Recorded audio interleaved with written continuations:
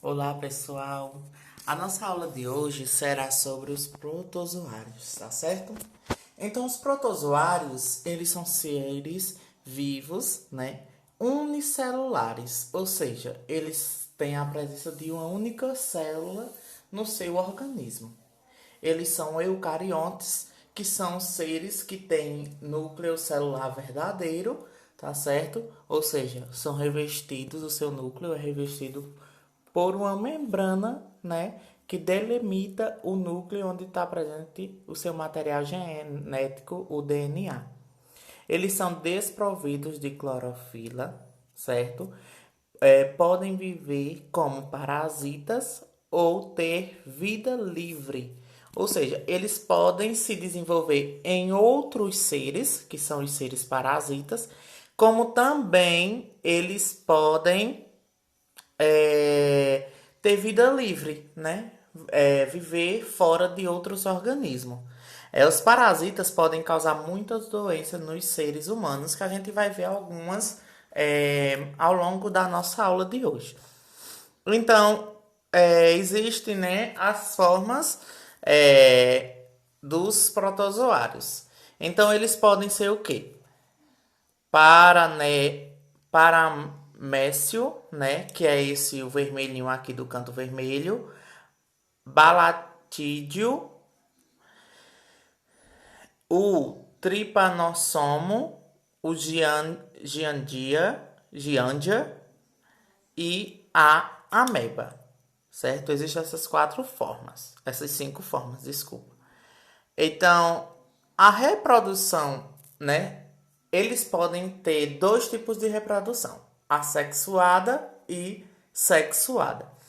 Então, a reprodução assexuada, como é que acontece? É nas amebas, que ele tem um núcleo, né? Aí acontece um processo de duplicação do núcleo, onde acontece a separação. As duas células, elas se dividem, formando assim dois novos seres.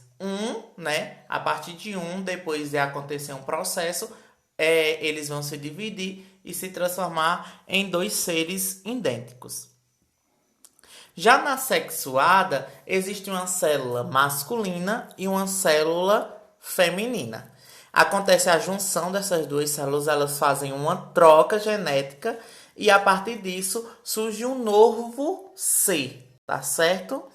Como acontece nos seres humanos. Precisa do macho e de uma fêmea para que possa acontecer a reprodução e assim acontecer que surja um novo ser. Aqui acontece dessa forma. Então, os tipos, né, os diferentes tipos de protozoários.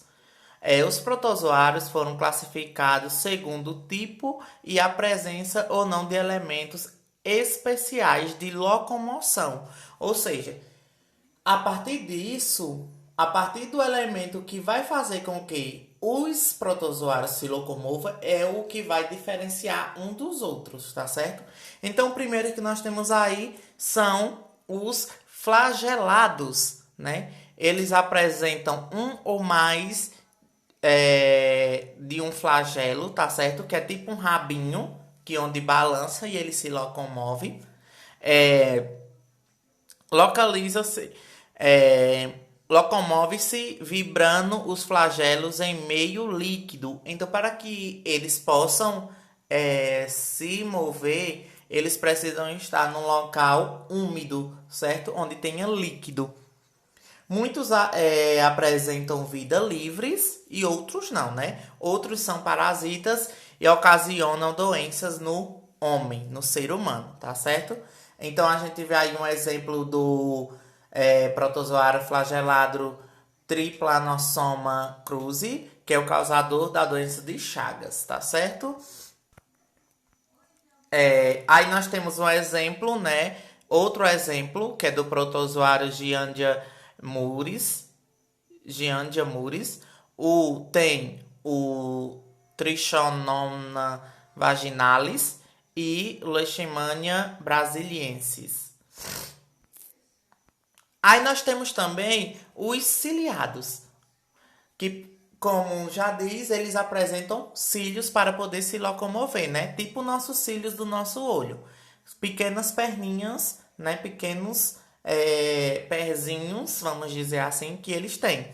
Apresentam, né, pequenos filamentos em volta do corpo chamados cílios. Usam os cílios para se mover e capturar alimentos. O exemplo, o balatídeo, um parasita que vive habitualmente no organismo do corpo, do porco.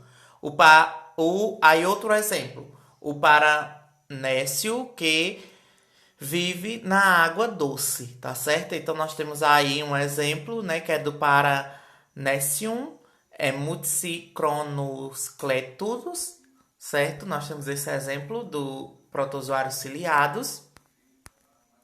Nós temos na esquerda aqui o Helicostoma genus, causador de doença em corais, e o Balatídeo coli. Nós temos também os esporozoários, que são parasitas, certo? Eles não se locomovem. Um exemplo, um dos mais conhecidos é o plasmódio, um protozoário que provoca nos seres humanos e doenças conhecidas como a malária. Então nós temos aí um exemplo, né? O Plasmodium vivus, que é o causador da malária, e o protozoário Toxoplasma gold, que é o causador da toxoplasmose.